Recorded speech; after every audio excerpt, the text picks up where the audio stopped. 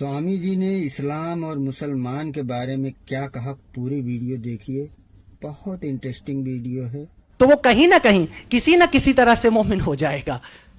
याद रखिए, आप मुसलमानों की भीड़ में शामिल हो या ना हो, लेकिन अगर आपका अकीदा यहां है तो जन्नत आपको भी मिलेगी। नहीं, वैसे तो कोई नहीं जानता है, मौलाना साहब भी नहीं बता सकते जन्नत किसे किसे मिलेगी, वो तय वही करेगा, वो जो रोजे महशर होगा। पैगंबर साहब की जिंदगी की 3 बातें बड़ी खूबसूरत हैं और बड़ी कीमती हैं, जिसे पूरी दुनिया, जिससे मुझे लगता है मुतासिर होती है। उसमें पहली मैंने कह दिया कि ईश्वर में अगाध निष्ठा, ईश्वर के अतिरिक्त कुछ भी नहीं है। ये पहली बात है जो उनके कैरेक्टर से हमने सीखी है और पूरी दुनिया को सीखना चाहिए, सीखती है। मैं कई बार कहता हूं कि भारत में जिस देवता की हम पूजा करते हैं, दरअसल वो इस्लामिक गॉड है। उस ईश्वर को भी कहीं ना कहीं से हमने इस्लाम से सीखा है। वो गॉड वैदिक नहीं है, अभी कुछ अलग है। हम मूर्तियां बना के रखते हैं, बात अलग है, बताना जरूर। लेकिन वो मूर्तियां कुछ ऐसे से हजी कहता है, यहां तो हर घर में एक काबा होता है। हम उसी तरह से अब दुनिया को देख रहे हैं। हमारे पास एक ईश्वर है जो सजा भी देगा और हमें जजा भी देगा, हमको उससे फैज भी मिलना है, सब होना है। तो एक चीज है ईश्वर के प्रति 100% आस्था, और दूसरी बात जो उनसे सीखने जैसी है, मुझे लगता है कि अरब की उस जिस जगह की अभी आप चर्चा करें, बहुत अच्छी बात थी कि आपने सबसे पहले औरतों की दुर्दशा पे बात की थी। मैंने इस बात को कई बार कहा है कि यूं तो मेरा शादी ब्याह से सख्त विरोध है, मुझे लगता है ये दुनिया की सबसे ही बकवास परंपरा है, इसे खत्म हो जाना चाहिए। लेकिन फिर भी अगर कभी मेरा दिमाग फिर जाए, क्या बात है, और मुझे सचमुच शादी ब्याह करने की नौबत आ जाए, तो मैं हमेशा निकाह चुनूंगा, क्योंकि बड़ा खूबसूरत है। हिंदू क्या बड़ा झमेला है, वो एक साथ घुमा देते हैं आंख के चारों तरफ, 7 जन्म के लिए एक आदमी के साथ आपको बांध देते हैं, बड़ी मुसीबत है, छूट नहीं सकते। जहन्नुम हो जाए जिंदगी, लेकिन रहना वही है तुमको। ईसाई लोग भी हाथ हाथ पकड़ कहते हैं टिल डेथ, मरने तक हम साथ साथ रहेंगे। देखो, ये सुनने में बड़ा अच्छा लगता है, जीने में बड़ा मुश्किल है। कई बार एकदम से मन बदल जाता है। उदय जी एकदम चाव से सुन रहे हैं इस बात को। लेकिन ऐसा है, पर इस्लाम बड़ा क्लियर है, और उसके क्लियर होने की वजह थी, बहुत जरूरी था, क्योंकि औरतों की स्थिति बहुत खराब थी। तो सबसे पहले औरतों के हक में जो बात होती है, वो हमको 1450 साल की रवायत के, आज के समय से मत सोचो, उस जमाने के मॉडर्निज्म पे जाओ, उस जमाने के मॉडर्न थॉट के ऊपर जाओ कि किस तरीके से पैगंबर साहब ने औरतों को उनका हक दिया और कहा कि नहीं, शादी होगी तो औरत तय करेगी। तय करेगी माने वो कबूल है बोलेगी तो कबूल, नहीं बोलेगी तो नहीं। सही बात है। और अगर कबूल है, वो कहती है, तो ये भी वो तय करेगी कि ये कितनी इंश्योर्ड होने वाली है शादी।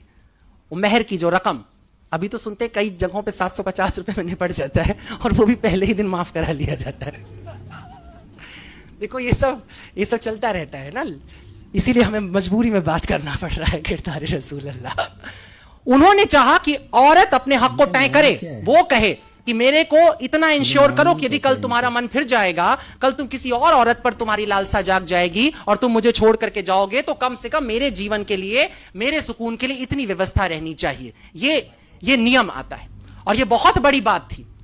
आज जिसकी हम बात करते हैं, शादी ब्याह में कोर्ट जैसे बातें करता है कि नहीं भाई, औरत को उसका हिस्सेदारी दे दो, ये कर दो, वो कर, ये 1450 साल पहले सोचा जा रहा है। उस जगह जहां पे बेटी को पैदा होते ही जमीन में दफन कर दिया जा रहा है, जहां दामाद बनाना वो एक तरह से गाली की तरह हो जाता था। ये हालत जहां पर थी, जहां तमाम खूबसूरत लड़कियां लौंडियों की तरह रख ली जाती थी, उठा ली जाती थी एक जगह, और वहां पर यह नियम आता है। बर्नार्ड शॉ की आपने बात की, बर्नार्ड शॉ ने 2 लाइनें कही थी, एक लाइन आपने कहा था, मैं दूसरी लाइन के साथ बोलूं। उन्होंने कहा था कि इस्लाम दुनिया का सबसे खूबसूरत मजहब है और मुसलमान बदतरीन, सबसे बुरे लोग हैं।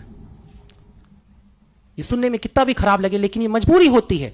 स्टेटस के साथ तुम्हें काउंट किया जाता है। तुम दावा करते हो कि तुम्हारे पास बेहतरीन सबसे बड़ा ज्ञान है, दुनिया का सबसे बड़ा ज्ञान तुम्हारे पास है, और अगर तुम उसके बाद जरा भी ओछी हरकत करते हो तो तुम सबसे पहले काउंट किए जाओगे, क्योंकि तुमने कलमा पढ़ा है, तुमने कहा है कि मैं नहीं मानूंगा किसी और को सिवाय अल्लाह के, मैं झुका रहूंगा उसकी बारगाह में, और जो झुका है अल्लाह की बारगाह में, उसके सामने जो सिजदे में पड़ा हुआ है, क्या तुम्हें लगता है कि वो इंसान कोई गुनाह करने निकलेगा, किसी का कत्ल करेगा, किसी को परेशान करेगा? ऐसा नहीं हो सकता। मगर तेरा दिल तो है सनम आशना, तुझे क्या मिलेगा नमाज में? सिजदे में सिर झुके तो कुछ नहीं है। दुष्यंत कुमार की पंक्ति, ये सारा जिस्म झुककर बोझ से दोहरा हुआ होगा, मैं सिजदे में नहीं था आपको धोखा हुआ होगा।